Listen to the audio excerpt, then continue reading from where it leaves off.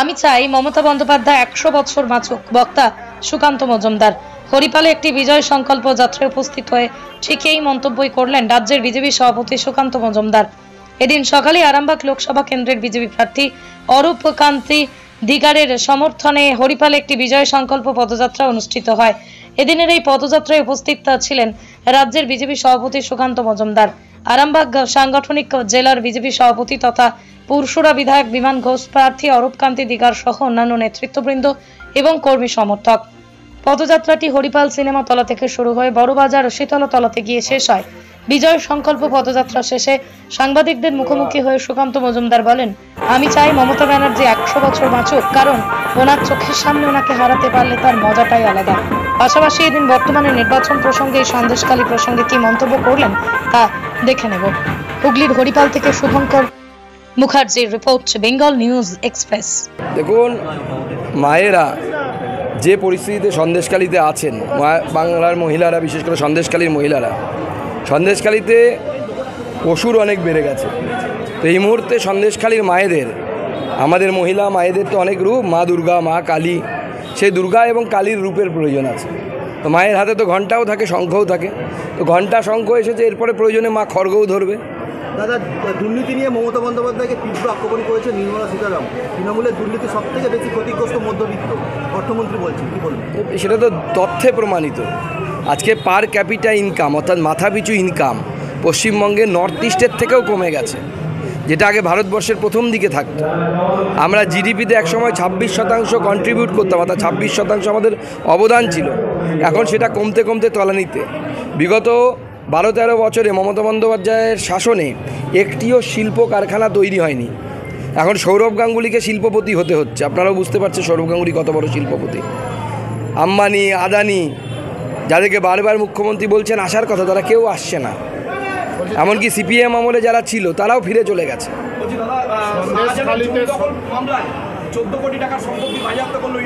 কার? এ তো কিছুই না, হেমশৈলের চূড়া মাত্র। আর 14 কোটি, এ তো 25%। বাকি 75% তো কালীঘাটে গেছে। সেইটা বাজেয়াপ্ত করা দরকার এবং সেই চোরেদেরকে ধরা দরকার। না, আদালত তো তাদের নির্দেশ দিয়েছিল করার জন্য, আরও আগে করতে হতো মহিলাদের সুরক্ষা দেওয়ার জন্য। সিবিআইয়ের অনেকগুলো কাজ দিয়েছে আদালত, তার মধ্যে অন্যতম কাজ হচ্ছে মহিলাদের মধ্যে, সেখানকার মহিলাদের মধ্যে যেন ভয়ের বাতাবরণ তৈরি না হয় সেটাও দেখা। সেটা কোথায় হচ্ছে? আরও বেশি করে করা উচিত। রাজ্যকে আক্রমণ করেছে কেন্দ্র অর্থমন্ত্রী, বলেছে হিসাব না দিলে কোনোভাবেই কোনো বিল মেটানো যাবে না। সে তো অবশ্যই। আপনি যদি আপনার ছেলেকে বাজার করতে পাঠান, আপনি ছেলেকে 100 টাকা দিয়ে বাজার করতে গেলেন, প্রতিবার দিন এসে ছেলে হিসেব দিচ্ছে না আপনাকে। আপনি খবর পেলেন ছেলে বাজারের করতে গিয়ে বিড়ি খাচ্ছে পয়সা দিয়ে কিনে, বাবার পয়সা দিয়ে। আপনি ছেলেকে দেবেন আর বাজার করতে দেবেন না? সেরকম কেন্দ্র সরকার টাকা পাঠাচ্ছে, সেই টাকার কোনো হিসেব নেই। 100 দিনের কাজের টাকার কোনো হিসেব নেই। ঠিকমতো ইউটিলাইজেশন সার্টিফিকেট দিচ্ছে না। আবাস যোজনায় দুর্নীতি প্রমাণিত। তো স্বাভাবিকভাবে কেন্দ্র সরকার কনস্ট্যান্ট করেছে, আটকে দিয়েছে। হিসেব দাও, টাকা নাও। পিয়ালি দাসকে ছেড়ে দেওয়া উচিত মন্তব্য করলেন বিচারপতি জয় সেনগুপ্ত। সে তো ছেড়ে দেওয়া উচিত, তাকে আটকানোর তো কোনো মানে হয় না। তাকে তো মিথ্যে কেসে আটকানো হয়। কল্যাণ ব্যানার্জি 1 লক্ষের বেশি ভোটে হারবেন। শ্রীরামপুর থেকে ডোমজুরের বিধায়ক কল্যাণ ঘোষ এলাকার তৃণমূল নেত্রী লক্ষ্মী পণ্ডিতের তোলাবাজির কারণে ডোমজুর বিধানসভা থেকে 25,000 ভোটে হারবেন কল্যাণ ব্যানার্জি। পোস্টার পড়েছে ডোমজুরে পোস্টার। দেখুন, পোস্টার তো পড়েছে। এখন তৃণমূলের ভেতরে অন্তর্দ্বন্দ্ব চলছে, সব জায়গাতেই চলছে, শুধু ওখানে চলছে তা তো নয়। আমাদের হরিপালে চলছে, আরামবাগে চলছে, সব জায়গাতেই চলছে। আজকে আমরা এখানে হরিপালে আছি, এখানে বেচাবেচির সংসার চলছে। সংসার তো খুব ভালো চলছে তা তো নয়। অন্যরা তো যারা বেচাবেচি করতে পারছে না তাদের তো খুব খারাপ অবস্থায় আছে। ইতিমধ্যে 14তম ভোট শেষ। পূর্ব মেদিনীপুরে 2 জায়গায় সিবিআই হানা দিয়েছে। আজ পূর্ব মেদিনীপুরে 2 জায়গায় সিবিআই হানা দিয়েছে ভোট পরবর্তী হিংসায়।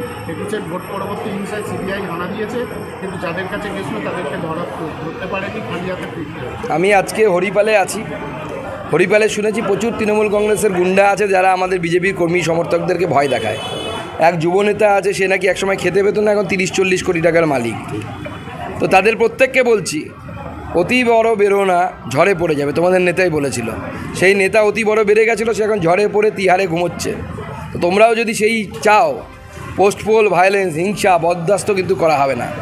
শক্ত হাতে দমন করবে বিজেপি এবং তার জন্য যা যা করা দরকার সব করবে। এটুকুতে বুঝে যাও, সমঝে যাও, কারণ হিন্দিতে একটি কথা আছে, সমঝদারোকে লিয়ে ইশারা হি কাফি হ্যায়। দাদা 25 লাখ ভুয়ো উপভোক্তা দেখিয়েছেন মুখ্যমন্ত্রী, সেখানে দেখাচ্ছে ট্যাক্সের টাকা কী করে দেবে, ওদের বাপের টাকা কী সেটাও বলেছিল, মানে কীভাবে সেই টাকা ফেরত দেবে বা টাকা দেওয়া যাবে না সেই নিয়ে টাকা লুট হয়েছে এমনটা কিন্তু। না সে তো সব জায়গাতে হয়েছে, পশ্চিমবঙ্গের কোন জায়গায় হয়নি? রাজ্য সরকারের হিসেব কি বলছে? প্রায় 1 কোটি রেশন কার্ড বাতিল হয়েছে যখন আধার কার্ডের সাথে রেশন কার্ডকে সংযুক্ত করা হয়। তাহলে প্রশ্ন যে এই 10 বছর পরে তো এটা মোদিজি চালু করলেন, তো 10 বছর যে মমতা বন্দ্যোপাধ্যায় লোককে রেশন দেওয়ার জন্য যে 1 কোটি মানুষ যারা নেই ভূত, তাদের যে টাকা নিয়েছে কেন্দ্রের কাছ থেকে, সে টাকাটা গেল কোথায়, কার পকেটে গেছে, তার তো হিসেব দেওয়া উচিত রাজ্য সরকার। হ্যাঁ, প্রচুর ভুয়ো কার্ড আছে। ভুয়ো কার্ড যে MGNREGS অর্থাৎ 100 দিনের কাজ যাকে বলি, তাতে ভুয়ো জব কার্ড তৈরি করা হয়েছে। এমনকি প্রতিবন্ধীদের, যারা প্রতিবন্ধী নয়, তৃণমূল কর্মী, তাদেরকে প্রতিবন্ধী সাজিয়ে তাদেরকে অ্যাকাউন্টে টাকা ঢোকানো হচ্ছে। টাকা কেন্দ্রের, লুট করে খাচ্ছে তৃণমূলের হারমাদরা। মমতা বন্দ্যোপাধ্যায়কে বেলাগামভাবে আক্রমণ করেছেন অভিজিৎ গঙ্গোপাধ্যায়, তার বিরুদ্ধে নির্বাচন কমিশনের চিঠি লিখে এক্ষুনি স্টেপ নেওয়ার কথা জানিয়েছে তৃণমূল কংগ্রেস। কী বলবেন? না, এর আগে আমরা দেখেছি মুখ্যমন্ত্রী মমতা বন্দ্যোপাধ্যায় প্রধানমন্ত্রী, স্বরাষ্ট্রমন্ত্রীকে হোদল কুতকুত কিম্বুত কিমাকার থেকে শুরু করে, শালা থেকে শুরু করে, আমি বলতে চাইছিলাম না তবু বলে ফেললাম, আরও এমন কিছু শব্দ উচ্চারণ করেছে যেগুলো আপনাদের সামনে বলতে পারবো না। আমরা জানতাম আগে পুরুষ মানুষের শালা হয়, এখন দেখতে পাচ্ছি মুখ্যমন্ত্রীরও শালা আছে, অসুবিধা নেই, কি আর করা যাবে। এবার বদলার কথা মমতার মুখে, বন্দুকগ্রামে আমার অন্যায় এটা কালকের কোশ্চেন হয়ে গেছে, চলো।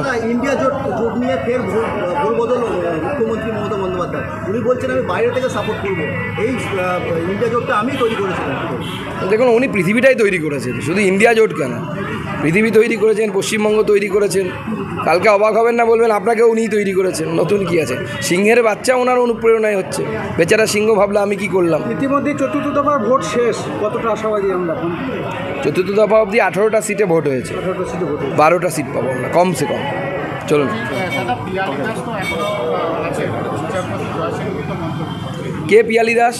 ওই আমাদের সন্দেশখালী যাকে অ্যারেস্ট করেছে, তো পিয়ালি দাসকে যেভাবে আটকে রাখা হয়েছে, অন্যায়ভাবে আটকে রাখা হয়েছে, সে যেহেতু প্রতিবাদী, সেই প্রতিবাদী মুখ যেন বন্ধ থাকে, সেই জন্য আটকানোর চেষ্টা করেছে। কতদিন বন্ধ রাখবে?